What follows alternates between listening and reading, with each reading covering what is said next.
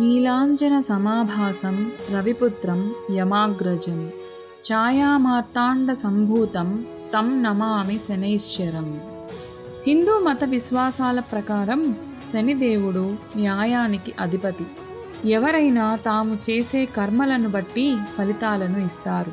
ఎవరి జాతకంలో అయితే శనిదేవుని స్థానం బలంగా ఉంటుందో, శనిదేవుని దృష్టి ప్రత్యక్షంగా ఉంటుందో వారు ఖచ్చితంగా త్వరలో ధనవంతులుగా మారిపోతారు. అదేవిధంగా శనిదేవుని దృష్టి ప్రతికూలంగా ఉంటే మాత్రం వారు ఎన్ని ప్రయత్నాలు చేసినా, ఎంత కష్టపడినా ప్రయోజనం మాత్రం ఉండదు. అంతేకాదు, జీవితంలో అష్ట కష్టాలను ఎదుర్కోవాల్సి వస్తుంది. ఆర్థిక పరంగా, ఉద్యోగపరంగా, వ్యాపారపరమైన రంగాల్లో నష్టాలను చవిచూడాల్సి వస్తుంది. ప్రతి ఒక్క వ్యక్తి తమ జీవితంలో ఏలినాటి శని దోషాలను, అలాగే శని దోషాలను ఎదుర్కోవలసి ఉంటుందని జ్యోతిష్య శాస్త్రంలో పేర్కొనబడింది. అయితే శనిదేవుని ఆశీస్సులు పొందేందుకు, శని దోషం నుంచి తప్పించుకునేందుకు శనివారం రోజున ఈ శని దేవాలయాలకు వెళితే ప్రయోజనం ఉంటుందని ఎందరో పండితులు చెబుతున్నారు. అంతేకాక శని దేవుని ఆలయంలో ఆవాల నూనె, నల్ల నువ్వులు సమర్పించటం వల్ల శని దోషం నుంచి బయటపడేందుకు అవకాశం లభిస్తుంది. ఈ సందర్భంగా మనం శని దోషం నుంచి బయటపడేందుకు అత్యంత ప్రభావమైనటువంటి కొన్ని శని దేవాలయాల గురించి ఇప్పుడు తెలుసుకుందాం. ఈ దేవాలయాల్లో ఏ ఒక్కదానికి వెళ్ళినా ఈ శని మహాదశ, అలాగే ఏలినాటి శని దోషాల నుంచి విముక్తి పొందవచ్చును. అటువంటి అత్యంత ప్రభావమైనటువంటి దేవాలయాల గురించి ఇప్పుడు తెలుసుకుందాం. మొదటిది శని సింగ్నాపూర్. ఇది మహారాష్ట్రలో ఉంది. శని దేవుని ప్రస్తావన వచ్చినప్పుడల్లా మనలో చాలామందికి మహారాష్ట్రలోని శని సింగ్నాపూర్ పేరే గుర్తొస్తుంది. ఈ ప్రసిద్ధ శని దేవాలయం మహారాష్ట్రలోని అహ్మద్నగర్ జిల్లాలోని షింగ్నాపూర్ గ్రామంలో ఉంది. ఈ ఆలయానికి దేశంలోని నలుమూలల నుంచి శనిదేవుని అనుగ్రహం కోసం వస్తారు. ఈ ఆలయంలోని విశేషాలు ఏమిటంటే, ఇక్కడ శనిదేవుడిని దర్శించుకోవడం వల్ల ఒక్క రోజులో శని దోషాలన్నీ తొలగిపోతాయి. ఈ ఊళ్ళో ఏ ఇంటికి తలుపులు ఉండవు. ఒకవేళ ఉన్నా వాటికి తాళాలే వేయరు.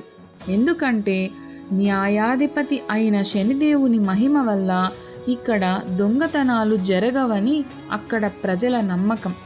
శనిదేవుడికి భయపడి దొంగలు ఇక్కడ ఎలాంటి చెడు పనులు చేయరని చాలామంది చెబుతారు. ఇక రెండవ ఆలయం శనిధామ్ ఆలయం, ఢిల్లీ. దేశ రాజధాని ఢిల్లీలోని ఛతర్పూర్లో మరో ప్రసిద్ధమైన శనిధామ్ దేవాలయం ఉంది. ఇక్కడ ప్రపంచంలోనే అత్యంత ఎత్తైన శనిదేవుడి విగ్రహాన్ని మనం చూడొచ్చు. శనిదేవుడిని ఆరాధించేందుకు సుదూర ప్రాంతాల నుంచి ప్రజలు ఇక్కడికి వస్తుంటారు. ఈ ఆలయాన్ని సందర్శిస్తే శని దోషం తొలగిపోతుందని చాలామంది నమ్ముతారు. ఈ ఆలయ ప్రాంగణంలో పురుషులు స్నానం చేసి దేవుడికి ఆవాల నూనె సమర్పిస్తారు.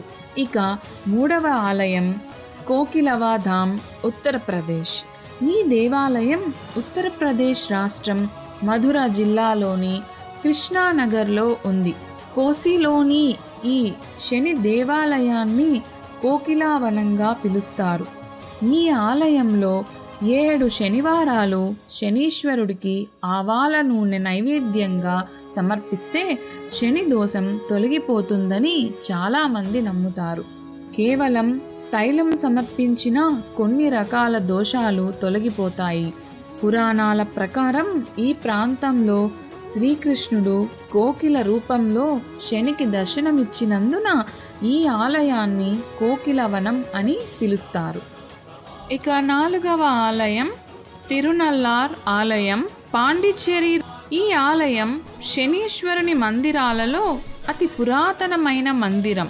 ఇది పాండిచ్చేరి రాష్ట్రానికి చెందిన కారైకల్ జిల్లాలో తిరునల్లార్ పట్టణంలో ఉంది. ఈ మందిరం సుమారు 3000 సంవత్సరాలకి పూర్వం నిర్మించినట్లుగా తెలుస్తోంది. 2 నదుల మధ్య ఉన్న ఈ ఆలయంలో శనితో పాటు శివుడిని పూజిస్తే శని దోషం తొలగిపోతుందని చాలామంది నమ్ముతారు.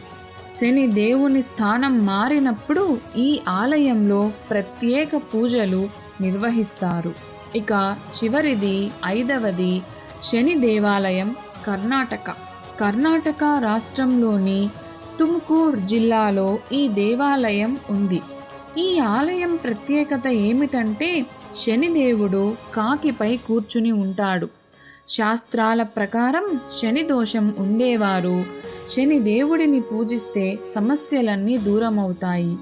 ఈ నమ్మకంతో శనిదేవుని దర్శనం కోసం పెద్ద సంఖ్యలో ప్రజలందరూ వెళ్తుంటారు.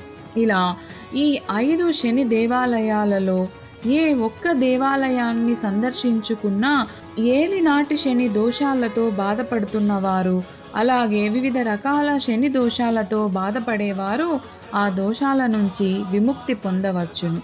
అంతేకాక ఐశ్వర్యవంతులు, ఆరోగ్యవంతులు అయి ఆనందంగా జీవించవచ్చు. ఓం నమః శివాయ.